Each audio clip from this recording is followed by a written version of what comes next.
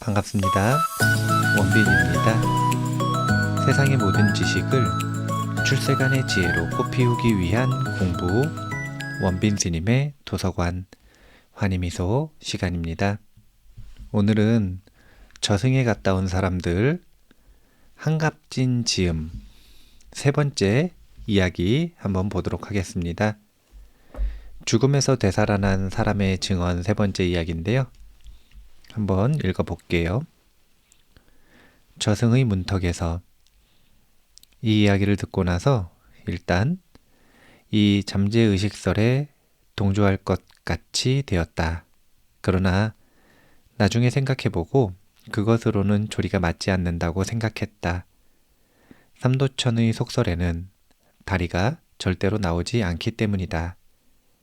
속설에 나오는 것은 다리가 아니라 나룻배와 배를 젓는 도깨비와 강 저쪽에 있는 극락정토, 이쪽 강가에 있다고 하는 콧불소의 모래밭 등이다.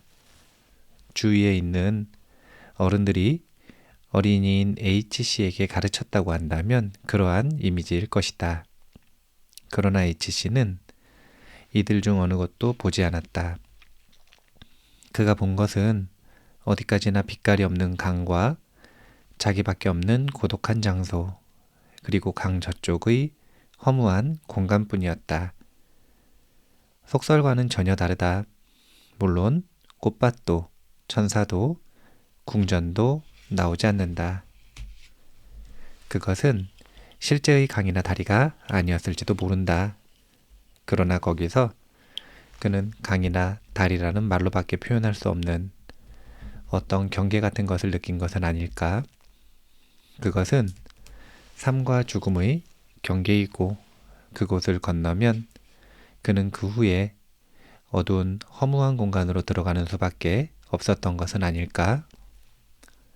100번 양보하여 그것들이 모두 죽음에 가까운 어린이가 본 환각이었다고 하자. 그러나 그러한 경우에도 그가 그때 곁에 있던 육친과 병실의 광경을 전혀 보지 않고 의식불명인데도 그때까지 본 일이 없는 이상한 다리와 강을 보았다고 느낀 이것만은 부정할 수 없다.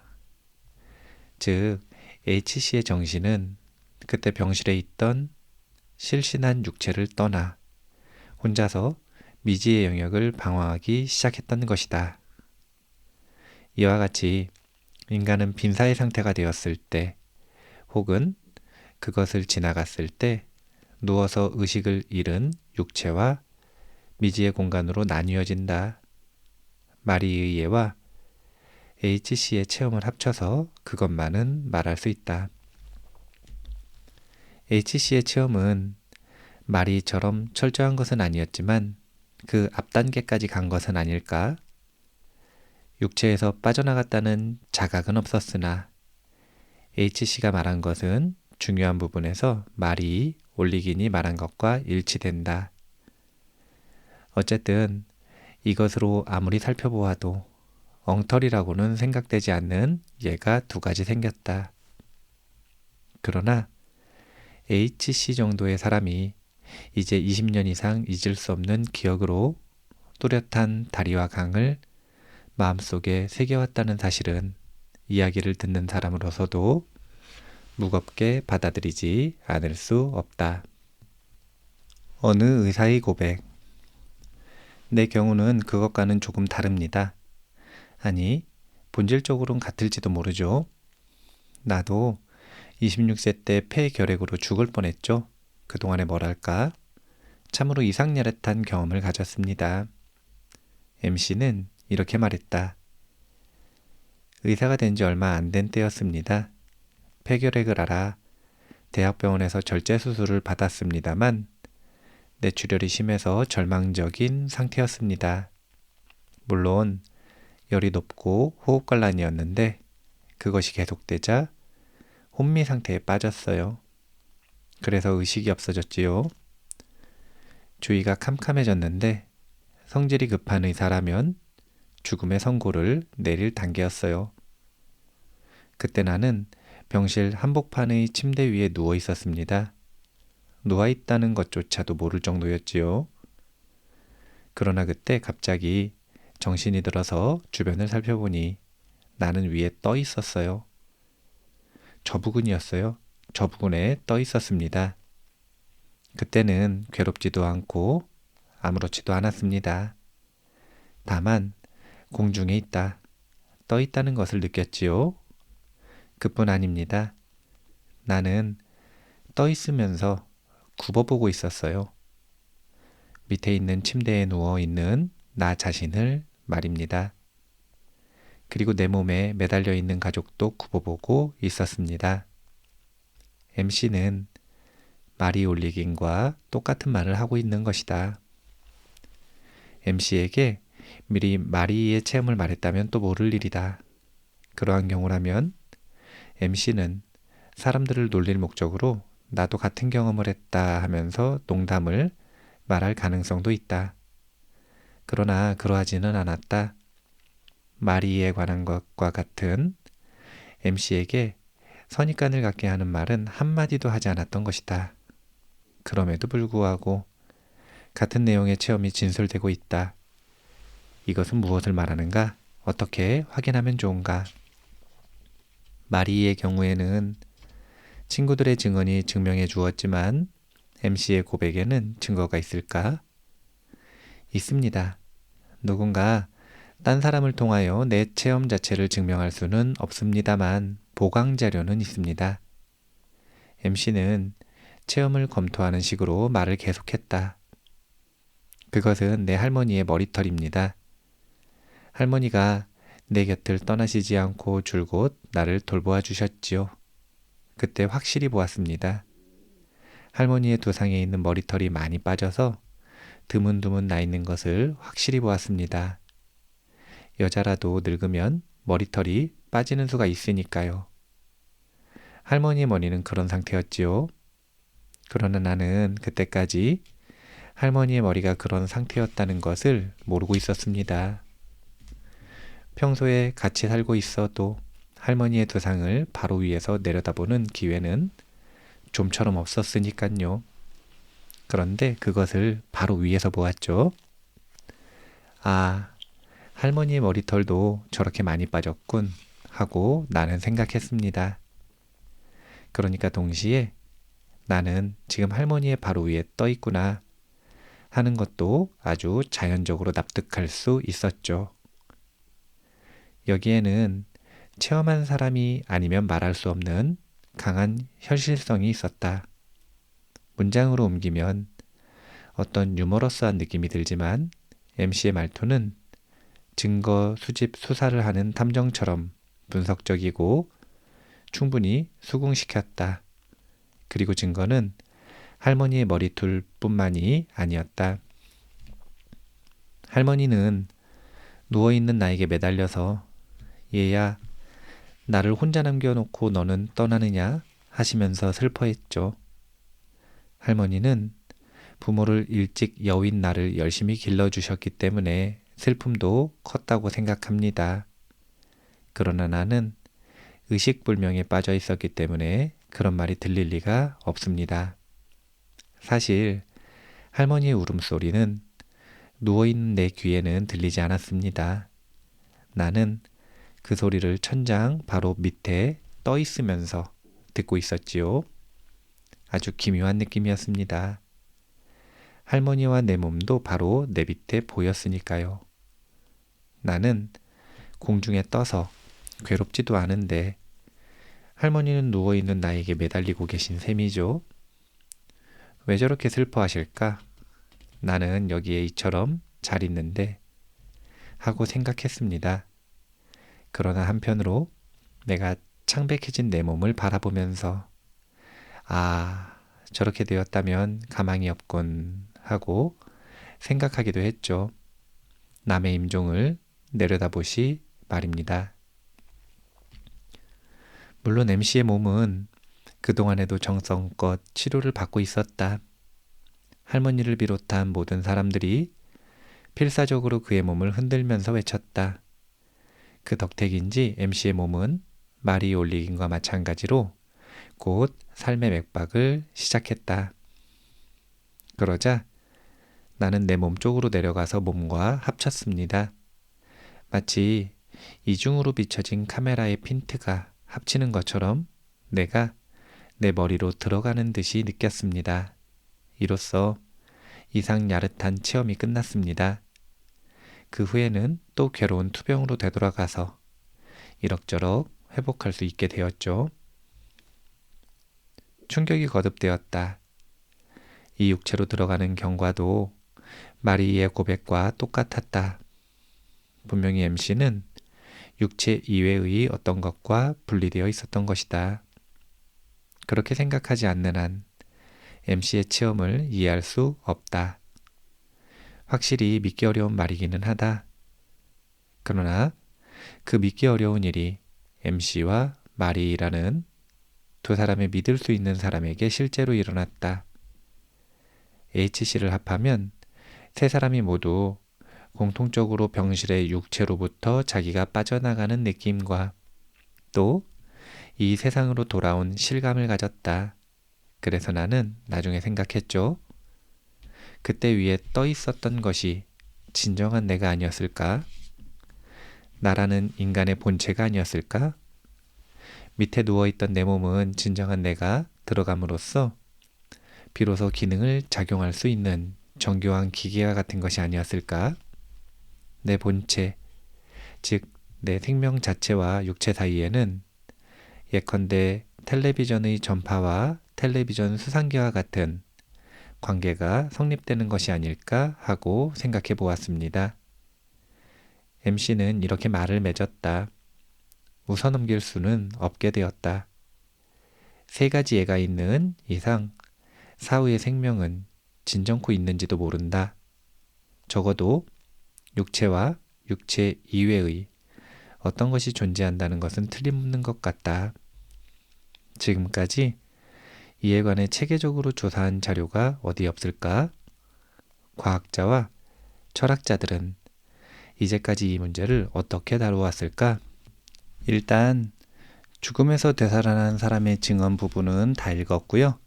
다음으로 저승은 실제할까라고 하는 부분에 무디 박사의 보고서 사후 생명 이 부분까지 소개를 해드리는 걸로 하도록 하겠습니다.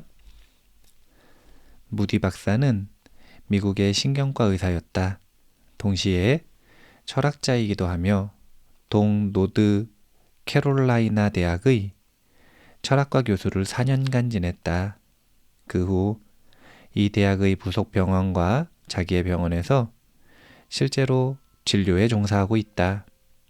이 작업상 무디 박사는 협력하여 진료한 내과 및 외과 병동에서 많은 사람이 죽어가는데 입회하는 기회를 가졌다.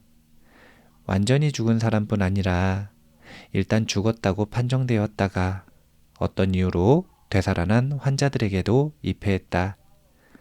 그러한 환자의 진료 기록 카드가 500장 이상 박사의 진료실에 쌓였다. 박사는 이러한 예에 흥미를 가지고 일단 죽은 뒤 어떻게 되었는가 하는 테마로 그들의 말을 듣고 그의 연구에 몰두했던 것이다. 그 결과를 종합한 것이 바로 사후 생명이라는 책이다.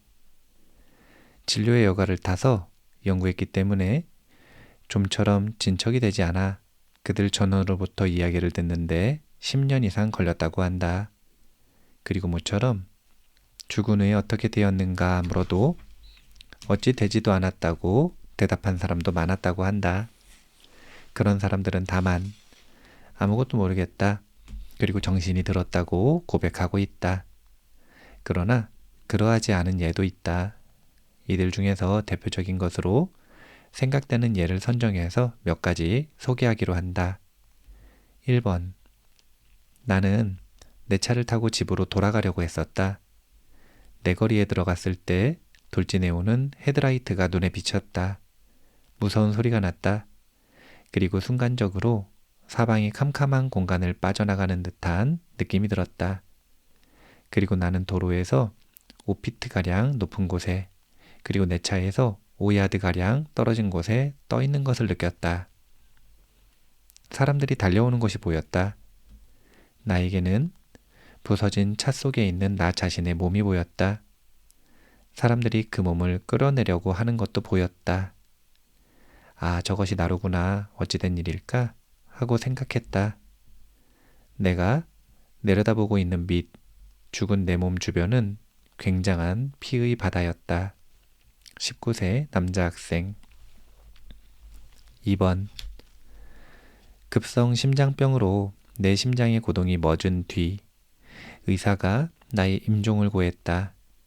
나에게는 그의 말소리가 잘 들렸다. 나는 다 알고 있어요 하고 말했으나 주위 사람들에게는 통하지 않았다. 그러자 어느 사이에 나는 병실의 천장에 떠 있었다.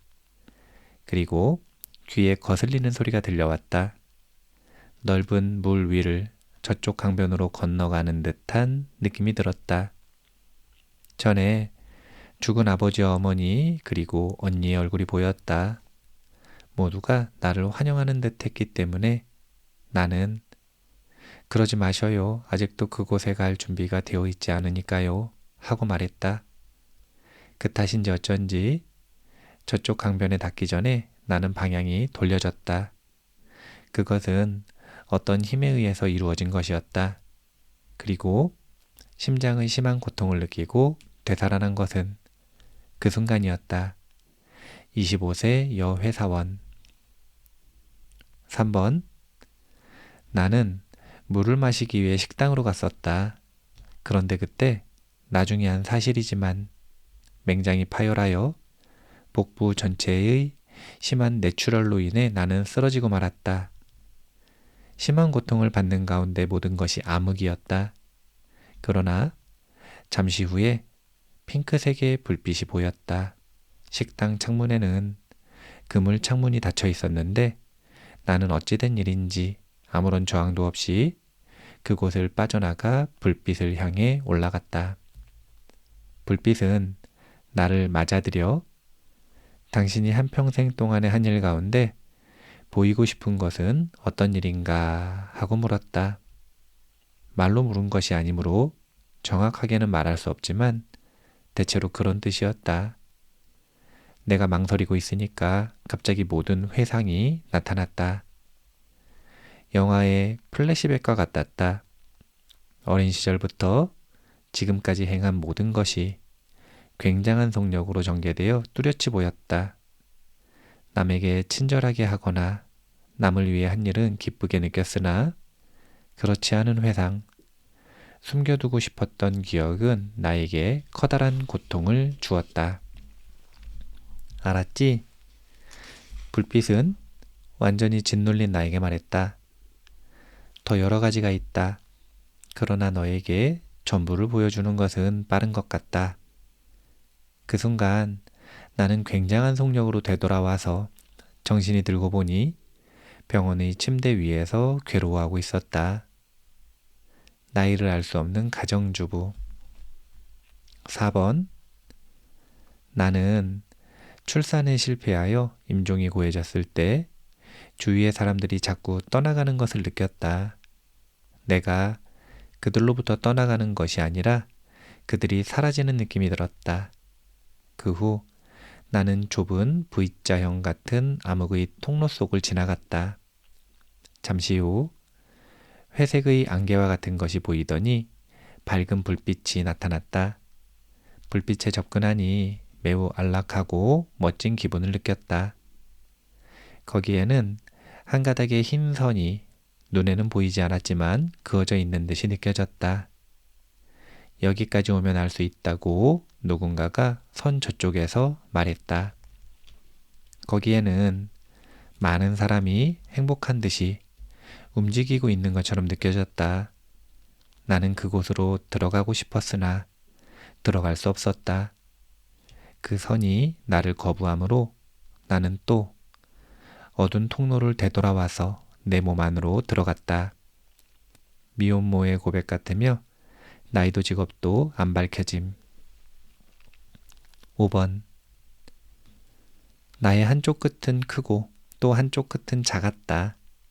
나는 그런 꼴로 내 몸을 빠져나왔다. 빠져나갈 때는 머리부터 였다. 빠져나가고 나서 야단났다, 핸들을 잘못 돌렸다 하고 나는 생각했다. 나는 몇 야드 위에서 내 몸과 차를 바라보았다. 구급차가 와서 내 몸은 핸들 밑에서 끌려나갔다. 나는 그것을 보면서 어두운 공간으로 끌려 들어갈 뻔했다. 그러나 의사가 내 몸에 주사를 놓았을 때 나는 간신히 내 몸으로 돌아왔다. 돌아왔을 때는 작은 쪽의 끝으로부터 들어간 듯하다. 물론 나는 또 내 몸의 머릿속으로 들어간 것이다. 40세 사업가. 오늘은 여기까지 읽는 걸로 하도록 하겠습니다. 오늘 이제 읽은 부분들 중에서 우리가 한 번쯤 생각해 봐야 하는 부분은 과연 사후세계가 존재하는가라고 하는 것은 많은 사람들에게 사실 충분히 관심이 있는 주제죠. 그런데 단순하게 미신으로 생각하는 경향이 있습니다. 하지만 이 사후세계를 전문으로 연구하는 과학자들이 있습니다. 하지만 이제 일반 과학의 방법을 가지고는 이 사후세계를 다룰 수가 없기 때문에 과학의 방법론을 가지고 다룬다고 해도 유사과학이라고 말해지고 사실은 과학적이지 않다고 평가를 받는 게 일반적인 것 같습니다.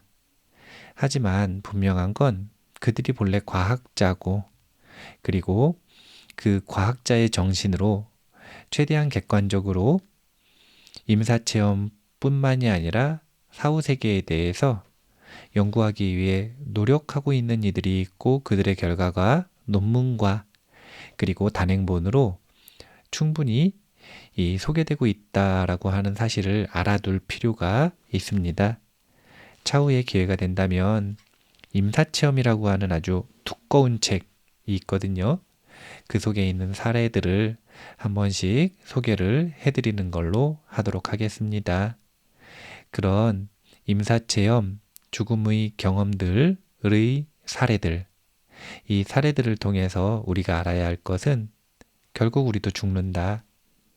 죽는 순간에 후회하지 않으려면 지금 이 순간 최선을 다해서 살아야 한다.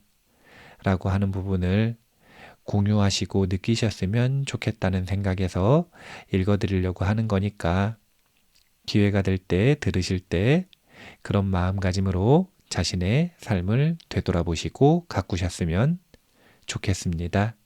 오늘 마무리할게요. 세상의 모든 지식을 출세간의 지혜로 꽃피우기 위한 공부 원빈 스님의 도서관 환희미소 시간이었습니다. 감사합니다.